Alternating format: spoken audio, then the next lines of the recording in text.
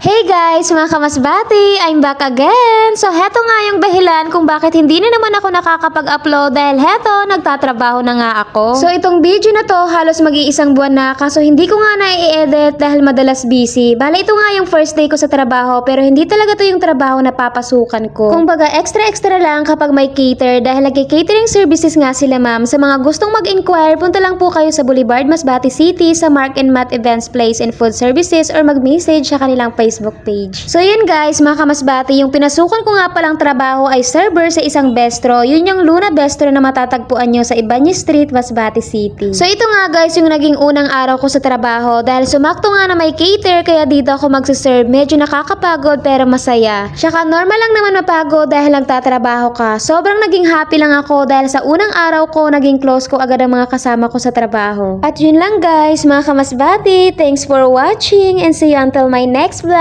Bye!